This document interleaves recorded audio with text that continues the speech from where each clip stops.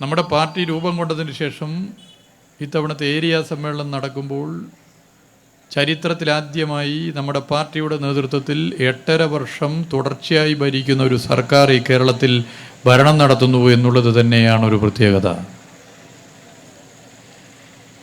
23-ാം party കോൺഗ്രസിൻ്റെ മുന്നോടിയായി ഈ ആലത്തൂരിലെ ഏരിയ സമ്മേളനം നടക്കുമ്പോൾ അന്ന് നമ്മൾ പറഞ്ഞത് നമ്മുടെ പാർട്ടിയുടെ നേതൃത്വത്തിൽ ഒരു തുടർ ഭരണം ചരിത്രത്തിലാദ്യമായി ഉണ്ടാകുന്നു. 5.5 വർഷം തുടർച്ചയായി ഭരിച്ച ഒരു സർക്കാർ എന്ന് കേരളത്തിൽ ഭരിക്കുന്നു എന്നുള്ളതാണ് ഇത്തവണത്തെ ഏരിയ സമ്മേളനത്തിൻ്റെ പ്രത്യേകത എന്നാണ്.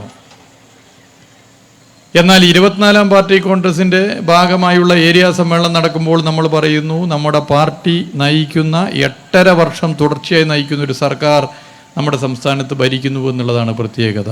എങ്കിൽ 25-ാം പാർട്ടി കോൺഗ്രസിന്റെ ഭാഗമായി അതിൻ്റെ മുന്നോടിയായി ആലത്തൂരിലെ ഏരിയ സമ്മേളനം നടക്കുമ്പോൾ അന്ന് നമ്മൾ പറയും നമ്മുടെ പാർട്ടിയുടെ നേതൃത്വത്തിൽ ചരിത്രത്തിലാദ്യമായി 11.5 വർഷം തുടർച്ചയായി ഭരിക്കുന്ന ഒരു സർക്കാർ ഈ കേരളത്തിൽ ഭരണം നടത്തുന്നു എന്നുള്ളത്.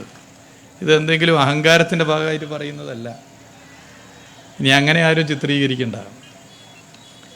ജനങ്ങൾക്കിടയിൽ ഇടപെടുന്നതിൻ്റെ ഭാഗമായുള്ള അനുഭവങ്ങളിലൂടെ ഞാൻ നിങ്ങൾ തിരിച്ചറിയുന്നതാണ്. കേരളത്തിൽ എന്തുകൊണ്ടും ജനങ്ങൾക്ക് സുരക്ഷിതമായി എല്ലാ നിലയിലും ജീവിക്കാൻ സൗകര്യം ഇടതുപക്ഷ സർക്കാർ ഭരിക്കുമ്പോഴാണ്. ഇതാണ് പ്രത്യേകത. ഇത് പൊതുവെ ജനങ്ങൾ കാണുന്നു എന്നുള്ളതാണ് ഈ സമ്മേളനം നടക്കുന്ന സാഹചര്യത്തിലും പ്രത്യേകിച്ച് 2 ഉപതെരഞ്ഞെടുപ്പ് കഴിഞ്ഞ് നിൽക്കുന്ന ഘട്ടത്തിലും നമുക്ക് മനസ്സിലാക്കാൻ പറ്റുന്ന കാര്യം. പാർട്ടി സമ്മേളനത്തെക്കുറിച്ച് ഇവിടെ സ്വാഗത പ്രസംഗത്തിൽ സഖാവ് ചൂണ്ടിക്കാട്ടിയതുപോലെ ഇടതുപക്ഷ രാഷ്ട്രീയത്തെ ഒരു തരത്തിലും അംഗീകരിക്കാത്ത ഉടമകളുടെ രാഷ്ട്രീയ താല്പര്യം സംരക്ഷിക്കുന്ന മാധ്യമങ്ങൾ ചില പ്രചരണം നടത്തുന്നുണ്ട്. ഏതെങ്കിലും സംഭവങ്ങൾ പർവ്വതീകരിക്കുന്നു. ഒരു പത്രം എഴുതിയത് തെരഞ്ഞെടുപ്പ് നടക്കുന്നു. തെരഞ്ഞെടുപ്പ് ഒരു അജണ്ടയാണ്. കമ്മിറ്റി തെരഞ്ഞെടുപ്പും സെക്രട്ടറിയെ തെരഞ്ഞെടുപ്പും അതുപോലെ തന്നെ ഉപരി സമ്മേളനത്തിലേക്കുള്ള പ്രതികളെ തെരഞ്ഞെടുക്കലൊക്കെ ഒരു അജണ്ടയാണ്. മാധ്യമങ്ങൾ എഴുതുന്നത് മനസ്സിലാക്കാം. കാരണം അവർക്ക് വേറെ നിവൃത്തിയില്ല. സമയബന്ധിതമായി ഇതുപോലെ സമ്മേളനം നടത്തുന്ന ഏതൊരു രാഷ്ട്രീയ പ്രസ്ഥാനത്തിനും മാതൃകയാക്കാവുന്ന ഒരു പ്രസ്ഥാനമാണ് CPIM എന്ന് മാധ്യമങ്ങൾക്ക് എഴുതാൻ സാധിക്കില്ല. അതിൻ്റെ പിന്നിലുള്ള രാഷ്ട്രീയ താല്പര്യം എനിക്ക് നിങ്ങൾക്കും അറിയാം. എന്നാൽ കോൺഗ്രസും മുസ്ലിം ലീഗും BJP ഒക്കെ ഇതിനെ വിമർശിക്കുന്നത് കാണുമ്പോഴാണ് വല്ലാത്തൊരു തമാശ തോന്നുന്നത്. എത്ര കാലമായി ഇവരൊക്കെ ഒരു സമ്മേളനം നടത്തിയിട്ട്? ഒരു കണക്കിന് നമ്മൾ ഭരിക്കുമ്പോൾ കോൺഗ്രസ് സമ്മേളനം നടത്താതിരിക്കുന്നതാണ് നമുക്ക് നല്ലത്. കാരണം ഇപ്പോൾ ക്രമസമാധാന നിലയിൽ നമ്പർ 1 സ്റ്റേറ്റായി ഇന്ത്യയിൽ നിൽക്കുന്നത് കേരളമാണ്. അതിലെന്തെങ്കിലും തകർച്ച സംഭവിക്കാതിരിക്കാൻ കോൺഗ്രസ് തൽക്കാലം സമ്മേളനം നടത്താത്തതാണ് എല്ലാം കൊണ്ടും നല്ലത്. മുസ്ലിം ലീഗ് നോമിനേഷനാണ് BJPയുടെ, പിന്നെ ഞാൻ പറഞ്ഞു തരേണ്ടതില്ല. എന്നിട്ട് അവരാണ് CPIM സമ്മേളനത്തിൽ അവിടെ കുഴപ്പം, ഇവിടെ കുഴപ്പം, അവിടെ അങ്ങനെ പ്രശ്നമെന്നൊക്കെ പറയുന്നത്. അവരെ കുറ്റപ്പെടുത്താൻ പറ്റില്ല. നമ്മളിൽ പലർക്കും മധുരം കഴിക്കാൻ പറ്റില്ല. മധുരം കഴിക്കുന്നത് വിലക്ക് ഡോക്ടർമാർ ഏർപ്പെടുത്തിയവരാണ് നമ്മളിൽ പലരും. അപ്പം നല്ലൊരു ലഡു, നല്ലൊരു ജിലേബിയൊക്കെ കാണുമ്പോൾ അങ്ങനെയുള്ള നമുക്കുണ്ടാകുന്ന ഒരു വല്ലാത്ത അവസ്ഥയുണ്ട്. നമുക്ക് കഴിക്കാൻ പറ്റില്ല. അതുപോലെയാണ് സമ്മേളനം എന്നുള്ളതൊക്കെ നടത്താൻ പറ്റാത്തതിൻ്റെ മാനസിക പ്രയാസത്തിൽ നിൽക്കുന്നവർക്ക് സമ്മേളനം കൃത്യമായി നടത്തുന്ന ഒരു പ്രസ്ഥാനത്തിൻ്റെ പ്രവർത്തനത്തെ കാണുമ്പോൾ ഉണ്ടാകുന്ന ഒരു മാനസിക അവസ്ഥ നമുക്ക് തിരിച്ചറിയാൻ സാധിക്കുന്നതാണ്. മനുഷ്യത്വപരമായി നമ്മൾ അതിനെയൊക്കെ ആ നിലയിൽ കണ്ടാൽ മതി. അവരുടെ ഒരു അവസ്ഥ മനസ്സിലാക്കുക. ജനാധിപത്യപരമായി സമ്മേളനം നടത്താൻ പറ്റാത്ത നിലയിലേക്ക് ഇവിടുത്തെ വലതുപക്ഷ രാഷ്ട്രീയ പ്രസ്ഥാനങ്ങൾ മാറുന്നു. കേരളത്തിലാണെങ്കിൽ ഇടതുപക്ഷ സർക്കാർ ഒരു ബദൽ നയം ഉയർത്തിപ്പിടിച്ചാണ് മുന്നോട്ട് പോകുന്നത്. എന്തിനും ഏതിനും ഒരു ബദൽ നിലപാടുണ്ട്. ഇടതുപക്ഷ ബദൽ അത് നേരത്തെ കോൺഗ്രസും ഇപ്പോൾ BJPയും മുന്നോട്ട് വെച്ച നവ ഉദാരവൽക്കരണ നയത്തിനെതിരാണ്. നവ ഉദാരവൽക്കരണ നയത്തിന് ബദൽ ഉയർത്തുന്നതാണ്. എല്ലാ മേഖലയിലും അത് കാണാമല്ലോ. സേവന മേഖല ഇന്ത്യയിൽ സർക്കാർ സ്കൂളുകളിൽ കുട്ടികൾ കുറയുന്നു, കൊഴിഞ്ഞുപോക്ക് വർദ്ധിക്കുന്നു, സർക്കാർ സ്കൂളുകൾ അടച്ചുപൂട്ടുന്നു. ഇതൊരു പൊതു ട്രെൻഡാണ്, ഒരു പൊതു പ്രവണതയാണ് എങ്കിൽ ഒരു സംസ്ഥാനത്ത് സർക്കാർ സ്കൂളുകളിലെ ക്ലാസ് മുറികൾ ഹൈടെക് ക്ലാസ് മുറികളായി മാറുന്നു, സർക്കാർ സ്കൂളുകളിലെ കുട്ടികളുടെ എണ്ണം വർദ്ധിക്കുന്നു, സർക്കാർ സ്കൂളുകളിലെ കുട്ടികൾ മിടുക്കന്മാർ ഉന്നത നിലവാരത്തിൽ പഠിച്ച് ഉയർന്ന സ്ഥാനങ്ങളിൽ എത്തുന്നു. ആ സംസ്ഥാനത്തിന്റെ പേര് ഇടതുപക്ഷം ഭരിക്കുന്ന കേരളമാണ്. അതുതന്നെയാണ് ഇടതുപക്ഷ ബദൽ. അതാ ഇടതുപക്ഷ ബദൽ. മറ്റൊരു സേവന മേഖല ആരോഗ്യ മേഖല,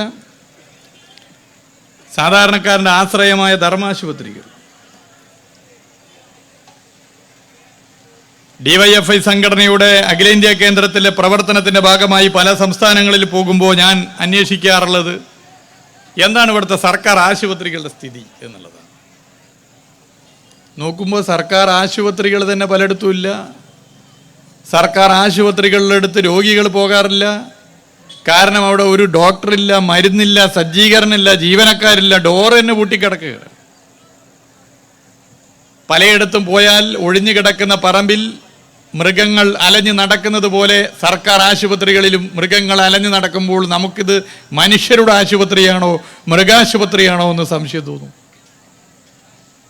എന്നാൽ ഇന്ത്യയിൽ ഒരു സംസ്ഥാനമുണ്ട്, പ്രാഥമിക ആരോഗ്യ കേന്ദ്രം മുതൽ മെഡിക്കൽ കോളേജ് വരെ എല്ലാ സജ്ജീകരണങ്ങളുമായി ഒരു സംസ്ഥാനത്തെ സർക്കാർ കൂടുതൽ ഫണ്ട് അതിനുവേണ്ടി വിനിയോഗിച്ച് സാധാരണക്കാരന്റെ ആശ്രയമായ ധർമാശുപത്രികളെ ശക്തിപ്പെടുത്തുന്നത് ആ സംസ്ഥാനത്തിന്റെ പേര് ഇടതുപക്ഷം ഭരിക്കുന്ന കേരളമാണെന്ന് വളരെ അഭിമാനത്തോടെ നമുക്ക് പറയാൻ വേണ്ടി സാധിക്കും. വല്ലാതെ ദൂരത്തൊന്നും പോണ്ട. കോൺഗ്രസ് ഭരിക്കുന്ന കർണാടകയോ ആന്ധ്രാപ്രദേശോ തെലങ്കാനയോ ബീഹാറോ മഹാരാഷ്ട്രയോ ഗുജറാത്തോ ഉത്തർപ്രദേശോ ഹരിയാനയോ ഒക്കെ പോയി നോക്കിയാൽ സർക്കാർ ആശുപത്രികളുടെ സ്ഥിതി മനസ്സിലാക്കാനാവും. അതാണ് ഇടതുപക്ഷത്തിന്റെ പ്രത്യേകത. ഇന്ത്യയിലെ എല്ലാ സംസ്ഥാനങ്ങളിലും നവ ഉദാരവൽക്കരണ നയം നടപ്പിലാക്കുന്ന പ്രസ്ഥാനങ്ങൾ നയിക്കുന്ന സംസ്ഥാന സർക്കാരുകൾ ആ നയത്തിന്റെ വക്താക്കൾ പറഞ്ഞു ഓതിക്കൊടുക്കുന്നതിന്റെ ഭാഗമായി സേവന മേഖലയിൽ നിന്നും സർക്കാർ പിന്തിരിയണമെന്നുള്ള നിലപാട് സ്വീകരിക്കുമ്പോൾ കേരളം ഇടതുപക്ഷ ബദൽ ഉയർത്തിപ്പിടിച്ചുകൊണ്ട് സേവന മേഖലയിൽ കൂടുതൽ ഫണ്ട് വിനിയോഗിക്കാൻ തയ്യാറാകുന്നു. അതാണ് പ്രത്യേകത. അതാണ് ഇടതുപക്ഷ ബദൽ. ജനക്ഷേമ പ്രവർത്തനങ്ങൾ ഇന്ത്യയിൽ ഏത് സംസ്ഥാനമുണ്ട് പ്രിയപ്പെട്ടവരെ? 60 ലക്ഷം പേർക്ക് പെൻഷൻ നൽകുന്നു ഇടതുപക്ഷം ഭരിക്കുന്ന കേരളമല്ലാതെ എന്ന ചോദ്യം നാം ഉയർത്തുകയാണ്. ഏത് സംസ്ഥാനമുണ്ട്? BJP ഭരിക്കുന്ന സംസ്ഥാനത്തുണ്ടോ? കർണാടക ഉൾപ്പെടെ കോൺഗ്രസ് ഭരിക്കുന്ന ചില സംസ്ഥാനങ്ങളിൽ ഇത് കാണാൻ പറ്റുമോ? കേരളത്തിലേ കാണാൻ പറ്റൂ. 60 ലക്ഷം പേർക്ക് പെൻഷൻ കൊടുക്കുന്നു, അതും 1600 രൂപ കുടിശ്ശികയില്ലാതെ. 2011 മുതൽ 2016 വരെ UDF ഈ കേരളത്തിൽ ഭരണം നടത്തിയിരുന്ന ഘട്ടത്തിൽ അന്ന് 34 ലക്ഷം പേർക്ക് ആയിരുന്നു പെൻഷൻ നൽകിയിരുന്നത്. പെൻഷൻ കൊണ്ടുവന്നത് ഇടതുപക്ഷ സർക്കാരാണ്.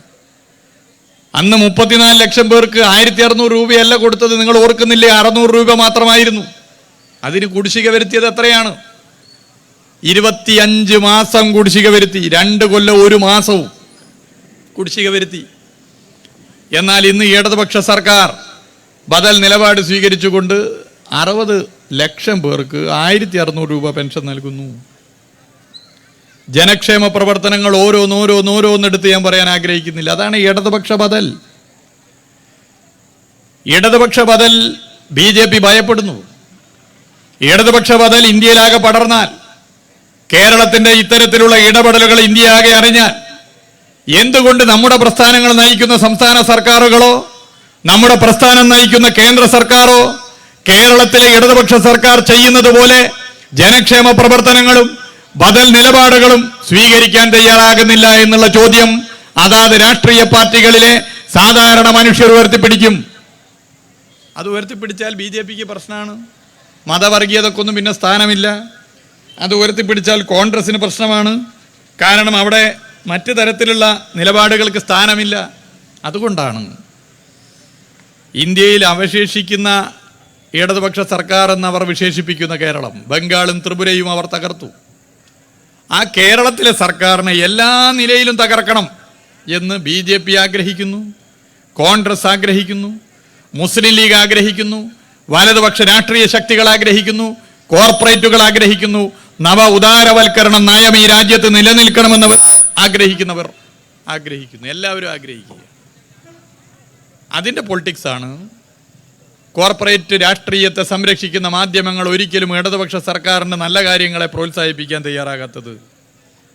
ഇതിനെയാണ് നമ്മൾ കൂട്ടി വായിക്കേണ്ടത്. 2016 മുതൽ 2021 വരെ ഭരിച്ച ഇടതുപക്ഷ സർക്കാർ, അന്നത്തെ പ്രത്യേകത പ്രതിസന്ധി നിറഞ്ഞ കോവിഡ് വന്നു, ഓക്കി വന്നു, നിപ്പ വന്നു. എന്നിട്ടും അടിപതറാതെ സർക്കാരും മുഖ്യമന്ത്രിയും നാടിനെ മുന്നോട്ട് നയിച്ചു. 2021 തെരഞ്ഞെടുപ്പ് ഇടതുപക്ഷ തുടർഭരണം ചരിത്രത്തിൽ ആദ്യമായിട്ടുണ്ടായി. പിന്നീട് ഇടതുപക്ഷ സർക്കാർ വന്നു. ഇടതുപക്ഷ സർക്കാർ ചരിത്രത്തിൽ ആദ്യമായി തുടർഭരണത്തിൽ വന്നപ്പോൾ അത് ഒരു തരത്തിലും വലതുപക്ഷ ശക്തികൾക്ക് സഹിക്കാൻ പറ്റാത്തതാണ്. പലർക്കും ഇപ്പോഴും ഉറക്കം നഷ്ടപ്പെട്ടിട്ടുണ്ട്. പ്രത്യേക നിലയാണ് പലർക്കും.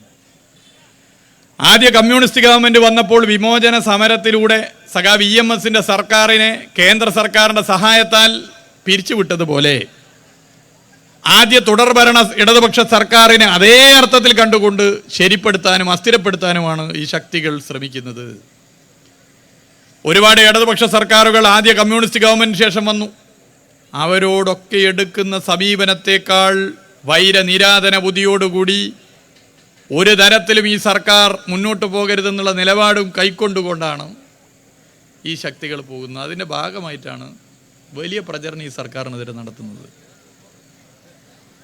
ആ പ്രചരണം നടത്തുമ്പോൾ പഴയത് നല്ലത്, പുതിയത് മോശം എന്ന പ്രചരണം ഒരു ഭാഗത്ത് നടത്താൻ ശ്രമിക്കുന്നു. 2016 മുതൽ 2021 കൂടുതൽ സാമ്പത്തികമായി നമ്മളെ ഞെരുക്കാൻ വേണ്ടിയിട്ടുള്ള ശ്രമം കേന്ദ്ര സർക്കാർ നടത്തുന്നു എന്നുള്ളത് അറിയാഞ്ഞിട്ടല്ല, വളരെ ബോധപൂർവം അത്തരം പ്രചരണം മാധ്യമങ്ങൾ ഉൾപ്പെടെ അഴിച്ചുവിടുന്നു. കോൺഗ്രസും BJPയും മുസ്ലിം ലീഗും അഴിച്ചുവിടുന്നു. 2016, 2021 സർക്കാർ നല്ല സർക്കാരായിരുന്നു, ഇപ്പോഴത്തെ സർക്കാർ അത്ര പോരാ, ഇതാണ് പ്രചരണം. 2016 മുതൽ 2021 വരെയുള്ള സർക്കാർ ഭരിക്കുന്ന സമയത്ത് ആ സർക്കാരിനെ എങ്ങനെയാണ് ഇവർ സമീപിച്ചത്? അന്ന് മാധ്യമങ്ങൾ എങ്ങനെയാണ് ആ സർക്കാരിനെ കുറിച്ച് വാർത്തകൾ കൊടുത്തത്? എങ്ങനെയാണ് കോൺഗ്രസും മുസ്ലിം ലീഗും BJPയും ആ സർക്കാരിനെ നേരിട്ടത്? മികച്ചതെന്ന് പറഞ്ഞിട്ടാണോ? എപ്പോഴെങ്കിലും ഒരു തവണ ആ സർക്കാർ നല്ലതാണെന്ന് പറഞ്ഞിട്ടുണ്ടോ? എപ്പോഴെങ്കിലും ഒരു തവണ ആ സർക്കാരിന്റെ തുടർഭരണം ഉണ്ടാകുമെന്ന് പറഞ്ഞിട്ടുണ്ടോ? എപ്പോഴെങ്കിലും ഒന്നോ രണ്ടോ തവണ മാധ്യമങ്ങൾ ആ സർക്കാരിനെ പ്രകീർത്തിച്ച് വാർത്ത കൊടുത്തിട്ടുണ്ടോ? കൊടുത്തിട്ടില്ല. ഇപ്പോ ഈ ഗവൺമെന്റ് വരുമ്പോൾ ഈ ഗവൺമെന്റ് മോശം, ഇതിൻ്റെ മന്ത്രിമാർ മോശം, അന്നത്തെ ഗവൺമെന്റ് മികച്ചത് എന്ന പ്രചരണം വളരെ ബോധപൂർവ്വം നടത്തുന്നു. ഈ ഗവൺമെന്റിന്റെ മന്ത്രിമാരെയും ഈ ഗവൺമെന്റിനെയും മികച്ചതെന്ന് ഇവർ പറയുന്ന ഒരു കാലം നമ്മുടെ സംസ്ഥാനത്ത് വരാൻ വേണ്ടി പോകുന്നു. അത് 2026 നിയമസഭാ തെരഞ്ഞെടുപ്പിൽ വീണ്ടും ഇടതുപക്ഷ തുടർച്ചയായ ഭരണം വന്ന് അന്ന് സർക്കാർ മുന്നോട്ട് പോകുമ്പോൾ അന്ന് ഇവർ പറയും കഴിഞ്ഞ സർക്കാരും അതിൻ്റെ മുമ്പത്തെ സർക്കാർ നല്ല സർക്കാരായിരുന്നു, ഇപ്പോഴത്തെ സർക്കാർ മോശം, അന്നത്തെ മന്ത്രിമാർ മികച്ചതായിരുന്നു, ഇപ്പോഴത്തെ മന്ത്രിമാർ മോശം. ഇതായിരിക്കും പ്രചരണം. ഇതാണ് വലതുപക്ഷ പ്രചരണ രീതി. ഇതാണ് വലതുപക്ഷ പ്രചരണ രീതിയുടെ ഭാഗമായി അവർ വളരെ ബോധപൂർവ്വം നടത്തുന്ന ചില സമീപനങ്ങൾ. കേന്ദ്രം നമ്മുടെ സംസ്ഥാനത്തോട് കാണിക്കുന്ന അവഗണന, സാമ്പത്തികമായി നമ്മളെ ഇല്ലാതാക്കാനുള്ള ശ്രമമാണ്. ഞാനതിൻ്റെ കണക്കുകളുമായിട്ടാണ് വന്നത്, പക്ഷേ മുഴുവൻ ഞാൻ വായിക്കുന്നില്ല. ഫെഡറൽ സംവിധാന തത്വങ്ങളിൽ ഒരു രാജ്യത്ത് ഒരു കേന്ദ്ര സർക്കാർ എങ്ങനെയൊക്കെയാണ് സാമ്പത്തികമായി ഒരു സംസ്ഥാന സർക്കാരിനെ സഹായിക്കേണ്ടത്? അത് പ്രത്യേകിച്ച് എൻ്റെ ഔദാര്യമല്ല, നമ്മുടെ അവകാശമാണ്. എന്താ അവിടെ നടക്കുന്ന പ്രചരണം? സാമ്പത്തിക മിസ്മാനേജ്മെന്റ് ആണ് കേരളത്തിന്റെ പ്രതിസന്ധികൾക്ക് കാരണമെന്നുള്ളതല്ലേ പ്രചരണം? തെറ്റായ പ്രചരണം. നികുതി പിരിവിൽ കേരളം പിറകോട്ട് പോയി, ഇതല്ലേ പ്രചരണം? ഞാൻ ഈ വർഷത്തെ കണക്കെടുക്കുന്നില്ല, ഈ വർഷത്തെ കണക്ക് വരുന്നേ ഉള്ളൂ. 2022 അപേക്ഷിച്ച് 2023 നമ്മുടെ സംസ്ഥാനത്തിന്റെ തനതു നികുതി വരുമാനം കൂടുകയാണോ കുറയുകയാണോ? കുറയുകയല്ല എന്ന് മാത്രമല്ല, 22% വർധനവാണ് ഉണ്ടായത്. 2022 അപേക്ഷിച്ച് 2023 22% തനതു നികുതി വരുമാനം വർദ്ധിച്ച സംസ്ഥാനമാണ് കേരളം. ഇനി നികുതി ഇതര വരുമാനമോ? 2022 നിന്നും 2023 എത്തുമ്പോൾ നികുതി ഇതര വരുമാനം 45% നമ്മുടെ സംസ്ഥാനത്ത് വർദ്ധിച്ചത്. അപ്പോൾ ധനകാര്യ മിസ്മാനേജ്മെൻ്റ് അല്ല പ്രശ്നം. പിന്നെ എന്താ പ്രശ്നം? കേന്ദ്ര സർക്കാർ സംസ്ഥാനത്തെ 3 രീതിയിലാണ് സഹായിക്കുക. ഒന്നാമത്തത് ഫിനാൻസ് കമ്മീഷൻ്റെ തീർപ്പ് പ്രകാരമുള്ള നികുതി വിഹിതമാണ്. അതിൽ വർധനവുണ്ടായിട്ടുണ്ടോ? അതിൽ വർധനവുണ്ടായിട്ടില്ല. 2022-ലും 2023-ലും നമുക്ക് ലഭിച്ചത് ഒരേ തുകയാണ്, 13,000 കോടി രൂപ. കാലണ വർദ്ധിപ്പിച്ചിട്ടില്ല. പല സംസ്ഥാനങ്ങൾക്കും വർദ്ധിപ്പിച്ചപ്പോൾ നമുക്ക് വർദ്ധിപ്പിച്ചിട്ടില്ല. രണ്ടാമത് കേന്ദ്ര സർക്കാർ സംസ്ഥാന സർക്കാരിനെ സഹായിക്കേണ്ടത് ഗ്രാൻഡ് നൽകിയിട്ടാണ്. ഗ്രാൻഡ് ഇനത്തിൽ നമ്മുടെ സംസ്ഥാനത്തിന് 2022-ൽ ലഭിച്ചത് 30,000 കോടിയാണെങ്കിൽ 2023-ൽ 3,000 കോടി കുറച്ച് 27,000 കോടി മാത്രമാണ് ലഭിച്ചത്. 10% കുറവാണ്. 10% ഒറ്റയടിക്കാണ് ഗ്രാൻഡ് ഇനത്തിൽ വെട്ടിക്കുറച്ചത്. മൂന്നാമത് കേന്ദ്രം സഹായിക്കേണ്ടത് വായ്പ അനുവദിക്കലിലൂടെയാണ്. ഇവിടെയാണ് ഭീകരമായ ഇടിവുണ്ടായിട്ടുള്ളത്. 2022-ൽ വായ്പ നമുക്ക് ലഭ്യമായത് 43,000 കോടിയാണെങ്കിൽ പ്രിയപ്പെട്ടവരെ 2023-ൽ അത് വെറും 22,000 കോടിയായി. പകുതി കുറച്ചു. ഒറ്റയടിക്ക് 21,000 കോടി റുപ്യ കുറച്ചത്. ഏതൊക്കെ മാധ്യമങ്ങളിൽ ഇത് വാർത്ത വന്നു? അതായത് വായ്പാ പരിധി ഏതാണ്ട് പകുതിയായി വെട്ടിക്കുറച്ചു. ഇങ്ങനെ ഒരു അനീതി ഏതെങ്കിലും ഒരു സംസ്ഥാനത്തോട് ചെയ്യുന്നുണ്ടോ? നമ്മൾ പരിശോധിക്കേണ്ട കാര്യമല്ലേ? നമ്മളെക്കാൾ ചെറിയ സംസ്ഥാനങ്ങൾക്ക് പോലും ഇതിലൊക്കെ വർധനവുണ്ടാക്കുന്നു. നമ്മളെ എല്ലാ നിലയിലും പ്രയാസപ്പെടുത്തുന്നു. ചൂരൽമല ദുരന്തവുമായി ബന്ധപ്പെട്ട് ഇന്നലെ കേന്ദ്രമന്ത്രി അമിത്ഷാ പറഞ്ഞത് പച്ചക്കള്ളമാണെന്നുള്ള റിപ്പോർട്ട് ഇപ്പോൾ പുറത്തു വന്നിരിക്കുകയാണ്. ദുരന്തത്തിൽ പോലും ഇടതുപക്ഷ ബദൽ ഉയർത്തിപ്പിടിക്കുന്ന കേരളത്തോട് കടുത്ത പകയോടുകൂടിയുള്ള സമീപനം സ്വീകരിക്കുന്നു. നമ്മളതിലെടുത്തിട്ടുള്ള നിലപാട് വളരെ ശരിയായ നിലപാടാണ്. നമ്മളെല്ലാവരും ഒന്നിച്ചുകൊണ്ട് അതിൻ്റെ രക്ഷാദൗത്യ പ്രവർത്തനങ്ങളിൽ പങ്കെടുത്തു. ഞാൻ ഓർക്കുന്നു, വീട്ടിൽ 1, 2, 3 പേരെ നഷ്ടപ്പെട്ടവരാണ് ഞങ്ങളവിടെ പെട്ടെന്നെത്തിയ മന്ത്രിമാർ രക്ഷാദൗത്യത്തിൽ പങ്കെടുക്കുന്നവരുടെ കൂട്ടത്തിൽ കണ്ടത്. പിന്നീട് ദിവസങ്ങൾ കഴിഞ്ഞ് പ്രധാനമന്ത്രി അവിടെ എത്തി. മുഖ്യമന്ത്രിക്കൊപ്പം എല്ലാ സ്ഥലങ്ങളും സന്ദർശിച്ച് ഞങ്ങളൊരു 12 പേരുടെ ഒരു യോഗത്തിൽ പങ്കെടുത്തു. ആ യോഗത്തിൽ വെച്ച് പ്രധാനമന്ത്രി അതിതീവ്ര ദുരന്തമായി ഇതിനെ പ്രഖ്യാപിക്കണമെന്നുള്ള മുഖ്യമന്ത്രിയുടെ നിലപാടിനെ ഖണ്ഡിച്ചിട്ടില്ല. വൈകാരികമായിട്ടാണ് പ്രധാനമന്ത്രി സംസാരിച്ചത്. തൊട്ടടുത്ത ദിവസം നമുക്ക് ഫണ്ട് കിട്ടുമെന്ന് പ്രതീക്ഷിച്ചു. 4 മാസമായിട്ടും കാലണ നമുക്ക് തന്നിട്ടില്ല. L3 കാറ്റഗറിയിൽ പെടുത്തണം എന്ന നിലപാട് നമ്മൾ സ്വീകരിച്ചു. കാരണം ഒരു സംസ്ഥാനത്തിന് മാത്രം കൈകാര്യം ചെയ്യാൻ വേണ്ടി പറ്റുന്നതല്ല. L2 കാറ്റഗറി ഒരു സംസ്ഥാനത്തിന് മാത്രം കൈകാര്യം ചെയ്യാം. L1 കാറ്റഗറി ഒരു ജില്ലക്ക് മാത്രം കൈകാര്യം ചെയ്യാം. L0 കാറ്റഗറി അത്ര പ്രയാസപ്പെടുന്ന ദുരന്തമല്ല. അപ്പോൾ L3 കാറ്റഗറിയിൽ പെടുത്തണമെന്നുള്ള നിലപാടും അംഗീകരിച്ചില്ല. പിന്നെ ഒരു കള്ളം പ്രചരിപ്പിച്ചത് നമ്മൾ ഫണ്ട് യഥാസമയം ചോദിച്ചില്ല എന്നാണ്. അതിൻ്റെ കൃത്യമായ നാൾ വഴികൾ ഒക്കെ എൻ്റെ കയ്യിലുണ്ട്. ഞാനതിപ്പോൾ മുഴുവൻ പറയുന്നില്ല. 1,202 കോടി രൂപ ഇവിടെ നഷ്ടം സംബന്ധിച്ച വിശദമായ നിവേദനം സമർപ്പിച്ചു. എല്ലാ നിലയിലും ഇടപെട്ടു. അതിനുശേഷം ദുരന്തമുണ്ടായിടത്ത് പോലും പണം നൽകി. എന്നാൽ കേരളത്തിന് പണം നൽകാൻ തയ്യാറായിട്ടില്ല. മറ്റ് സംസ്ഥാനങ്ങളിൽ ദുരന്തമുണ്ടാകുന്നിടത്ത് പണം നൽകുന്നതിന് ആരും എതിരല്ല. എന്നാൽ കേരളത്തിന് എന്തുകൊണ്ട് നൽകുന്നില്ല? ഇത് വളരെ ന്യായമായൊരു ചോദ്യമാണ്. കേരളത്തിന് ഇതുമായി ബന്ധപ്പെട്ട് പണം നൽകാൻ തയ്യാറായില്ല. സെപ്റ്റംബർ മാസം 7-ന് വെള്ളപ്പൊക്കമുണ്ടായ തെലുങ്കാനയിൽ കെടുതികൾ അവലോകനം ചെയ്യാൻ വേണ്ടി എത്തിയ കേന്ദ്ര കൃഷിമന്ത്രി ശിവരാജ് ചൗഹാൻ തെലുങ്കാനക്കും ആന്ധ്രാപ്രദേശിനുമായി 3,448 കോടി രൂപയാണ് പ്രഖ്യാപിച്ചത്.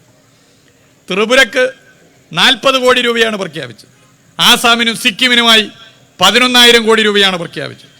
അവർക്കൊക്കെ കൊടുത്തോട്ടെ. 9,044 കോടി രൂപ കേന്ദ്രം ദുരന്ത പ്രതികരണ നിധിയിൽ നിന്നും 21 സംസ്ഥാനങ്ങൾക്ക് കൊടുത്തോട്ടെ. കേരളത്തിന് കാലണ തന്നില്ല. ഇത് ഗൗരവമേറിയ പ്രശ്നമല്ലേ? ഇത് വളരെ ഗൗരവമായ പ്രശ്നമായതുകൊണ്ടാണ് പ്രധാനമന്ത്രിയെ വീണ്ടും കണ്ട് മുഖ്യമന്ത്രി ഇതിൽ നിലപാട് സ്വീകരിച്ചത്. എന്നിട്ടും ഇതിനോട് ദുരന്ത വിഷയമായിട്ട് പോലും ഒരു നിലപാട് സ്വീകരിക്കാൻ ബന്ധപ്പെട്ടവർ തയ്യാറായില്ല. ഇത് നമ്മൾ ഉയർത്തിപ്പിടിക്കുന്ന രാഷ്ട്രീയത്തിൻ്റെ നിലപാടിൻ്റെ പ്രശ്നമായിട്ടാണ്. ഈ പരിമിതിയിൽ നിന്നുകൊണ്ടാണ്, ഫണ്ട് കൃത്യമായി നൽകാത്ത ഈ പരിമിതിയിൽ നിന്നുകൊണ്ടാണ് മുടങ്ങാതെ പെൻഷൻ നൽകുന്നത്, മുടങ്ങാതെ ജനക്ഷേമ പ്രവർത്തനമായി മുന്നോട്ട് പോകുന്നത്, മുടങ്ങാതെ വികസന പ്രവർത്തനങ്ങളുമായി സർക്കാർ മുന്നോട്ട് പോകുന്നത്. ഞാൻ ഇന്നിങ്ങോട്ട് വന്നത് ഡൽഹിയിൽ നിന്നാണ്. ഇന്നലെ കേരളത്തിൻ്റെ ബഹുമാനപ്പെട്ട മുഖ്യമന്ത്രി ദില്ലിയിൽ കേന്ദ്ര ഉപരിതല ഗതാഗത വകുപ്പ് മന്ത്രി ശ്രീ നിതിൻ ഗഡ്കരിയുമായി ചർച്ച ചെയ്തു. നമുക്ക് ന്യായമായി ലഭിക്കേണ്ട ചില പദ്ധതികൾ ലഭിക്കാനാണ്. നൽകാമെന്നൊക്കെ അദ്ദേഹം പറഞ്ഞിട്ടുണ്ട്. നൽകും, കിട്ടും എന്ന് നമ്മൾ ഉറച്ചു വിശ്വസിക്കുന്നു. മലയാളിയുടെ ചിരകാല സ്വപ്നമാണ് കാസർഗോഡ് മുതൽ തിരുവനന്തപുരം വരെയുള്ള 6 വരി പാത. ഇപ്പോൾ കുതിരാൻ ടണൽ വന്നപ്പോഴുള്ള സൗകര്യം എളുപ്പങ്ങൾ നേരിട്ട് കാണുന്നില്ലേ? ഈ ഗവൺമെൻറ് വന്ന് തുടർച്ചയായി ഇടപെട്ടു. ഇതാ ഇവിടെ MLA-മാരൊക്കെ ഇരിക്കുന്നുണ്ടല്ലോ. സംസ്ഥാന സർക്കാർ എല്ലാ നിലയിലും ഇടപെട്ടു, മുന്നോട്ട് പോയി, എല്ലാ പിന്തുണയും കൊടുത്തു മുന്നോട്ട് പോയി. അതുപോലെ ഒരു പ്രധാന പദ്ധതിയാണ് കാസർഗോഡ് മുതൽ തിരുവനന്തപുരം വരെ 6 വരി 45 മീറ്റർ NH66. UDF ഈ കേരളത്തിൽ ഭരണം നടത്തുന്ന ഘട്ടത്തിൽ ഈ പദ്ധതി മുടങ്ങിപ്പോയതായിരുന്നു. 2016 തെരഞ്ഞെടുപ്പ് പ്രകടന പത്രികയിൽ LDF എഴുതി വെച്ചു, ഞങ്ങൾ അധികാരത്തിൽ വന്നാൽ മുടങ്ങിപ്പോയ NH66 യാഥാർത്ഥ്യമാക്കും. 2016 ഇടതുപക്ഷ സർക്കാർ വന്നു. സഖാവ് പിണറായി വിജയൻ മുഖ്യമന്ത്രിയായി. പ്രധാനമന്ത്രിയുമായും ശ്രീ നിതിൻ ഗഡ്കരിയുമായും ചർച്ച ചെയ്തു. ഭൂമി ഏറ്റെടുക്കലാണ് പ്രശ്നം. ഭൂമി ഏറ്റെടുക്കലിന് കാലണ കൂടുതൽ തരാൻ വേണ്ടി പറ്റില്ല എന്ന നിലപാട് കേന്ദ്ര സർക്കാർ തുടർന്നു സ്വീകരിച്ചു. പിന്നെ സംസ്ഥാന സർക്കാരിന് മുന്നിൽ 2 വഴികളേ ഉള്ളൂ. ഒന്നുകിൽ ആ പദ്ധതി ഉപേക്ഷിക്കുക, അതല്ലെങ്കിൽ പദ്ധതിക്ക് പണം കണ്ടെത്തുക. അതുവരെ ഇന്ത്യയുടെ ചരിത്രത്തിൽ ദേശീയവാദ വികസനത്തിനൊരു സംസ്ഥാന സർക്കാർ ഫണ്ട് കണ്ടെത്തിയിട്ടില്ല. ഇന്ത്യയുടെ ചരിത്രത്തിൽ ആദ്യമായി ഒരു തീരുമാനം സഖാവ് പിണറായി വിജയന്റെ നേതൃത്വത്തിലുള്ള സർക്കാർ കൈക്കൊണ്ടു. ആ പദ്ധതി യാഥാർത്ഥ്യമാക്കാൻ 5600 കോടി രൂപ ചെലവഴിക്കാൻ സംസ്ഥാന സർക്കാർ തീരുമാനിക്കുകയുണ്ടായി. ഇന്ത്യയുടെ ചരിത്രത്തിൽ ആദ്യമായിട്ടാണ്. പക്ഷേ അത് ഒരു സ്ഥിരം ഏർപ്പാടാക്കാൻ സംസ്ഥാന സർക്കാർ ഉദ്ദേശിക്കുന്നില്ല. കാരണം ദേശീയവാദ വികസനത്തിന് പണം ചെലവഴിക്കേണ്ടത് കേന്ദ്ര സർക്കാരാണ്. 2021 ഈ സർക്കാർ വന്നതിന് ശേഷം എല്ലാ 2 ആഴ്ചയിലും ഞങ്ങൾ അതിൻ്റെ വിവിധ സ്ട്രെച്ചുകളുടെ റിവ്യൂ യോഗം നടത്തി. നേരിട്ട് ഫീൽഡിൽ പോയി. ഫീൽഡിൽ NHA ഉദ്യോഗസ്ഥരും PWD ഉദ്യോഗസ്ഥരുമായി ഞങ്ങൾ പോകുമ്പോഴാണ് ജനപ്രതിനിധികൾ ചൂണ്ടിക്കാട്ടുന്ന പ്രശ്നങ്ങൾ, ജനങ്ങൾ ചൂണ്ടിക്കാട്ടുന്ന പ്രശ്നങ്ങൾ ഒക്കെ മനസ്സിലാക്കി ഇടപെടാൻ വേണ്ടി സാധിക്കുക. അങ്ങനെ ഒരുപാട് പ്രശ്നങ്ങൾ പരിഹരിച്ചു. മലയാളി, ലോകത്തെവിടെയുമുള്ള മലയാളി ചിരകാല സ്വപ്നമായി കാണുന്ന കാസർഗോഡ് മുതൽ തിരുവനന്തപുരം വരെ 45 മീറ്റർ 6 വരി, പ്രിയപ്പെട്ടവരെ, 2025 ഡിസംബറോടുകൂടി യാഥാർത്ഥ്യമാക്കാനാകുമെന്നുള്ള സന്തോഷ വിവരം നിങ്ങളെ പ്രത്യേകം അറിയിക്കാൻ ഞാൻ ആഗ്രഹിക്കുന്നു. ഇത് LDF സർക്കാർ ആയതുകൊണ്ടല്ലേ? LDF സർക്കാരല്ല, UDF സർക്കാരാണ് ഭരിക്കുന്നതെങ്കിൽ ഇങ്ങനെ ഒരു പദ്ധതി ഉണ്ടാകുമോ? നിശ്ചയദാർഢ്യത്തോടുകൂടി നിലപാട് സ്വീകരിച്ച് മുന്നോട്ട് പോകാൻ LDF സർക്കാരിന് സാധിക്കുന്നു എന്നുള്ളത് കൊണ്ടാണ് ഈ പദ്ധതി യാഥാർത്ഥ്യമാകാൻ സാധിച്ചത് എന്നുള്ളത് എല്ലാവർക്കും അറിയാം. ഗെയിൽ പൈപ്പ് ലൈൻ UDF-ന്റെ കാലത്ത് ഒച്ചിൻ്റെ വേഗത്തിലായിരുന്നു അത് നടപ്പിലാക്കി. ഓരോ പദ്ധതികളും അങ്ങനെ നടപ്പിലാക്കി മുന്നോട്ട് പോകുന്നു. ജനക്ഷേമ പ്രവർത്തനങ്ങൾ ഏറ്റെടുത്ത് മുന്നോട്ട് പോകുന്നു. അവിടെയൊക്കെ കേന്ദ്ര സർക്കാർ എടുക്കുന്ന ഇത്തരം തെറ്റായ സമീപനത്തിനെതിരെ പ്രതികരിക്കാൻ പോലും UDF നേതാക്കന്മാർ തയ്യാറാകുന്നില്ല. ഇത് നാടിന് ദോഷമല്ലേ? എല്ലാവരും ഒന്നിക്കണ്ടേ? നമ്മുടെ സംസ്ഥാനത്തിന് അർഹമായി ലഭിക്കേണ്ട ഫണ്ട് ലഭിക്കാത്തതിൻ്റെ പ്രയാസം അനുഭവിക്കുന്ന കുടുംബങ്ങൾ CPIM-ന്റെ ഏരിയ സമ്മേളനത്തിൽ പങ്കെടുക്കുന്ന കുടുംബങ്ങൾ മാത്രമാണോ? LDF-ന് വോട്ട് ചെയ്യുന്നവർ മാത്രമാണോ? LDF-നും UDF-നും BJP-ക്കും വോട്ട് ചെയ്യുന്ന എല്ലാ രാഷ്ട്രീയ പാർട്ടിയിലും ഒരു രാഷ്ട്രീയ പാർട്ടിയിലും പ്രവർത്തിക്കാത്തവരുമായ കേരളത്തിലെ ഭൂരിപക്ഷം വരുന്ന ജനങ്ങളുടെയും ജീവിതത്തെ ബാധിക്കുന്ന പ്രശ്നമാണ്. ആ പ്രശ്നത്തിൽ എല്ലാവരും ഒന്നിക്കണ്ടേ? അവിടെയും കോൺഗ്രസിൻ്റെ പ്രശ്നം അന്ധമായ ഇടതുപക്ഷ വിരോധമാണ്.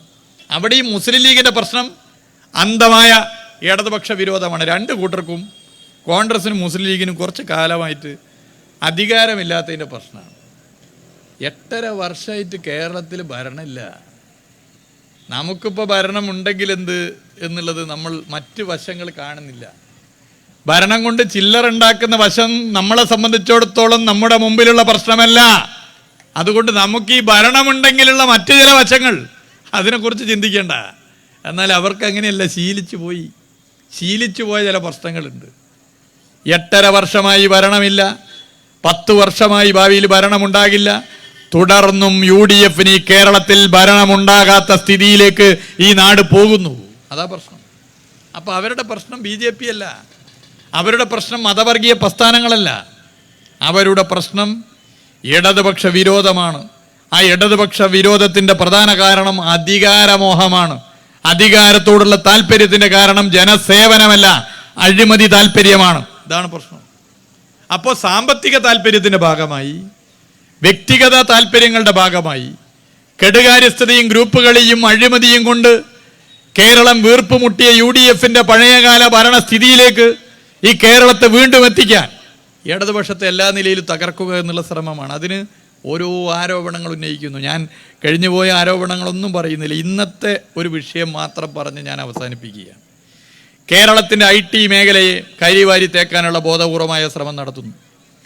ഇപ്പോൾ IT മേഖലയെക്കുറിച്ച് ആക്ഷേപം ഉന്നയിക്കുന്നവർ കേരളത്തിൽ IT മേഖലക്കുണ്ടായ കുതിപ്പ് LDF സർക്കാർ വന്നതിന് ശേഷം ഇൻഫർമേഷൻ ടെക്നോളജിയിൽ വന്നിട്ടുള്ള കുതിപ്പിനെ കുറിച്ച് മിണ്ടുന്നുണ്ടോ? പണ്ട് ഇൻഫോ പാർക്ക് ചുളു വിലക്ക് വിൽക്കാൻ ശ്രമിച്ചവരാണ് UDF നേതാക്കന്മാർ. നമ്മുടെ മുമ്പിൽ അതിൻ്റെ ഉദാഹരണങ്ങളില്ലേ? ആ ഇൻഫോ പാർക്കിലടക്കം വൻ വികസനം സാധ്യമാക്കിയത് കേരളത്തിലെ LDF സർക്കാരാണ്. ഞാനതിൻ്റെ എല്ലാ കണക്കും ഇവിടെ ഉണ്ട്, എല്ലാ കണക്കിലേക്കും പോകുന്നില്ല. IT മേഖലയിൽ കേരളത്തെ ലോകോത്തര നിലവാരത്തിലേക്ക് എത്തിക്കുവാനുള്ള പ്രവർത്തനമാണ് LDF സർക്കാർ നടത്തിയിട്ടുള്ളത്.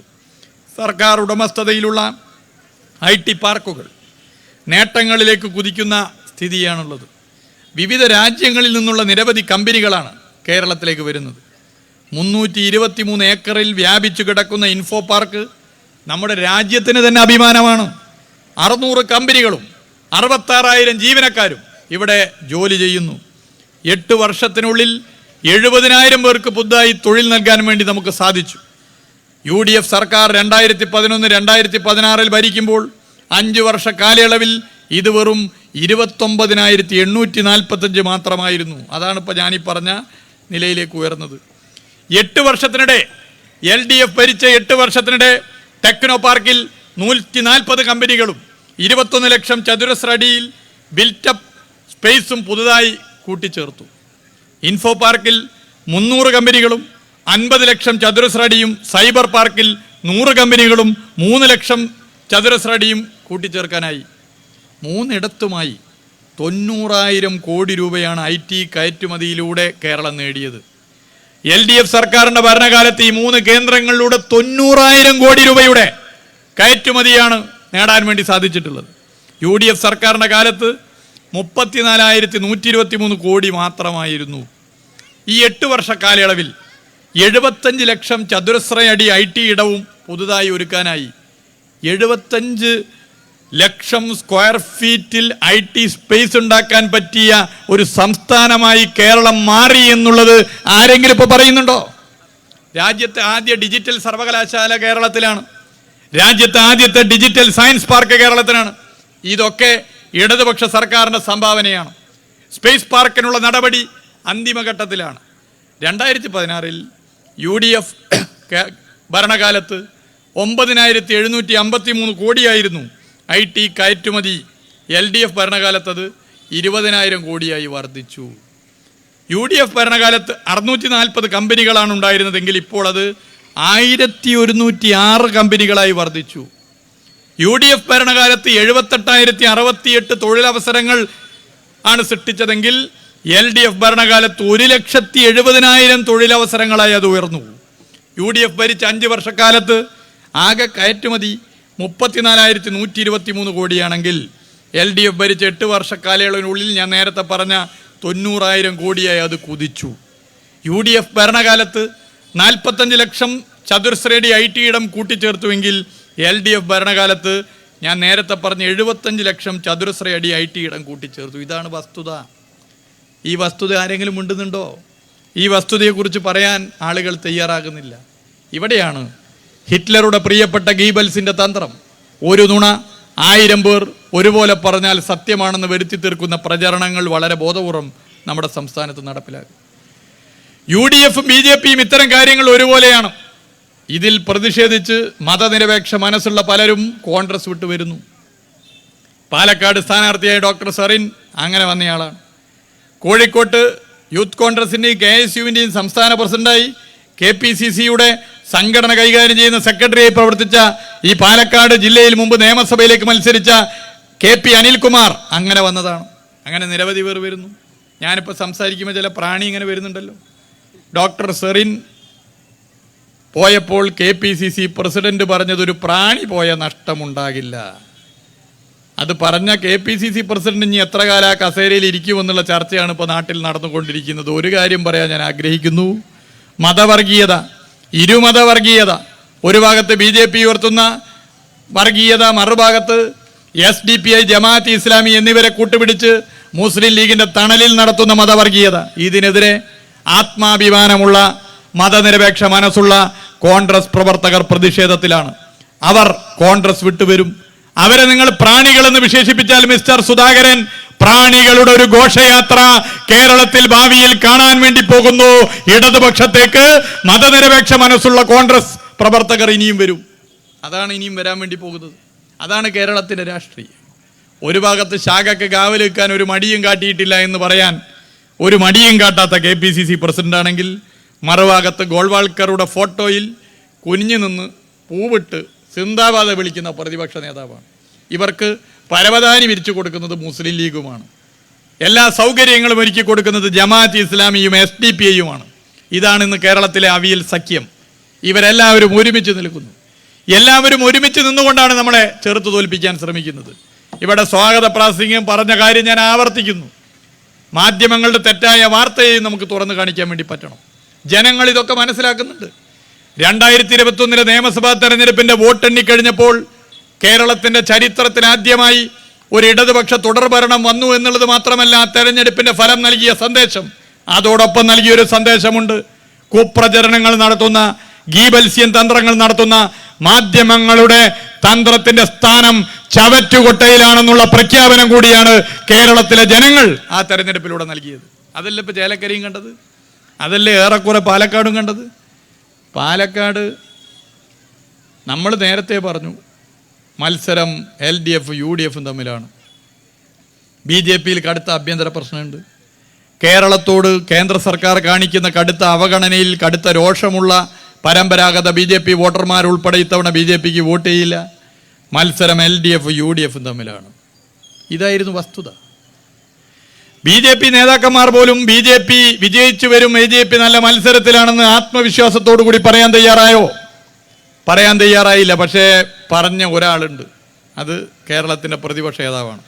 അദ്ദേഹം പറഞ്ഞു മത്സരം UDFും BJPയും തമ്മിലാണ്. BJPയുടെ നേതാക്കന്മാർ പോലും ആത്മവിശ്വാസത്തോടു കൂടി പറയാത്ത കാര്യമാണ് പ്രതിപക്ഷ നേതാവ് പറഞ്ഞത്. മത്സരം UDFും BJPയും തമ്മിലാണ്. അതിലൂടെ കോൺഗ്രസിനോട് എങ്ങനെയെങ്കിലും കോൺഗ്രസ് പരാജയപ്പെടണമെന്ന് ആഗ്രഹിച്ച പല വോട്ടർമാരും LDFന് വോട്ട് ചെയ്തിട്ട് എന്ത് കാര്യം, എന്നാൽ വോട്ട് അങ്ങോട്ട് ചെയ്യാം, BJPക്ക് ചെയ്യാമെന്ന് പറഞ്ഞ് ചെയ്തവരുണ്ട്. മതനിരപേക്ഷ മനസ്സുള്ളവർ BJPയും UDFുമാണ് മത്സരം, എന്നാൽ BJP ജയിച്ചു പോകുന്ന വോട്ട് UDFന് ചെയ്യാം എന്ന് LDFന് ചെയ്യാൻ തീരുമാനിച്ച പല വോട്ടർമാരും ചെയ്തു പോയിട്ടുണ്ട്. അവിടെ പ്രതിപക്ഷ നേതാവ് സഹായിച്ചത് BJPയാണ്. BJP ഇതിലും ദയനീയമായി പാലക്കാട് പോകുമായിരുന്നു. ആ ദയനീയമായി പോകാൻ വേണ്ടി പോയ BJPക്ക് കൈത്താങ്ങായി മാറിയത് തുടർച്ചയായി അത്തരം പ്രസ്താവന നടത്തിയ കേരളത്തിലെ UDF നേതാക്കന്മാരുടെ നിലപാടാണ്. അതില്ലായിരുന്നെങ്കിൽ ഇപ്പം തന്നെ 1000 ജില്ലാ വോട്ട് നമ്മൾ 2ാം സ്ഥാനത്ത് നഷ്ടപ്പെട്ടത്. അതില്ലായിരുന്നുവെങ്കിൽ പാലക്കാടിൻ്റെ ചിത്രം മാറുമായിരുന്നു. എന്നിട്ടും വോട്ട് വർദ്ധിച്ചു. ചേലക്കര എന്തൊക്കെ പ്രചരണമായിരുന്നു. ഞങ്ങൾക്കവിടെ തെരഞ്ഞെടുപ്പ് ചുമതലയുടെ ഭാഗമായി ഞങ്ങളൊക്കെ അവിടെ പ്രവർത്തിച്ചപ്പോൾ എന്തൊരു കുപ്രചരണമായിരുന്നു. പാലക്കാടിനേക്കാൾ നേരത്തെ ചേലക്കര UDF തെരഞ്ഞെടുപ്പ് പ്രവർത്തനം പ്ലാൻ ചെയ്തിരുന്നു. എല്ലാ നിലയിലും ഇടപെട്ടു. വലിയ നിലയിൽ കുപ്രചരണം നടത്തി. ആ ചേലക്കര മണ്ഡലത്തിൽ വോട്ട് ചെയ്യുന്നപ്പോൾ 10,000-ലധികം വോട്ടിന് LDF വിജയിച്ചു. ഇങ്ങനെയൊക്കെ കുപ്രചരണം നടത്തിയിട്ടും, ഇങ്ങനെയൊക്കെ എല്ലാ സാധ്യതകളും സൗകര്യങ്ങളും ഉപയോഗിച്ചിട്ടും ഇടതുപക്ഷ സർക്കാരിനെ, ഇടതുപക്ഷ പ്രസ്ഥാനത്തെ, നമ്മുടെ പാർട്ടിയെ ഇല്ലാതാക്കാൻ, ദുർബലപ്പെടുത്താൻ സാധിക്കുന്നില്ല. ഇതാണ് പ്രശ്നം. ഇത് മനസ്സിലാക്കിക്കൊണ്ട് നമ്മുടെ പാർട്ടിയെ ശക്തിപ്പെടുത്തുക എന്നുള്ള ഉത്തരവാദിത്തമാണ് എന്നിലും നിങ്ങളിലും അർപ്പിതമായിട്ടുള്ളത്.